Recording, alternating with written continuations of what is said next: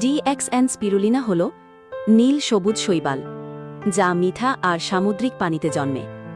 এটি পৃথিবীর সবচেয়ে প্রাচীন খাদ্য উৎসগুলোর একটা, আর একে সুপারফুড বলা হয় কারণ এতে প্রোটিন, ভিটামিন, খনিজ, ক্লোরোফিল এবং প্রাকৃতিক অ্যান্টিঅক্সিডেন্ট থাকে। DXN স্পিরুলিনার ঘটনা সংক্ষেপে হল: ১. প্রথম আবিষ্কার। 1000 বছর আগে আফ্রিকা ও মেক্সিকোর মানুষরা খাবার হিসাবে স্পিরুলিনা ব্যবহার করত। বিশেষ করে অ্যাজটেক সভ্যতার মানুষরা এটিকে শুকিয়ে রুটি বানাত। ২. আধুনিক গবেষণা।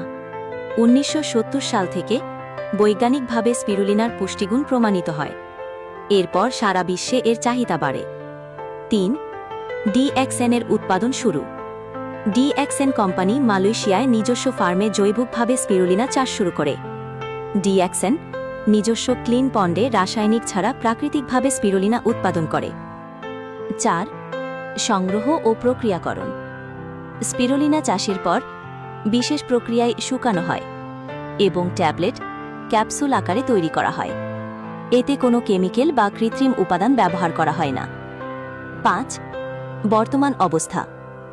আজ DXN স্পিরুলিনা সারা বিশ্বের লাখো মানুষ সুপারফুড হিসাবে ব্যবহার করছে। এটি পুষ্টিহীনতা, দুর্বলতা, রোগ প্রতিরোধ ক্ষমতা বৃদ্ধির জন্য বিশেষভাবে জনপ্রিয়।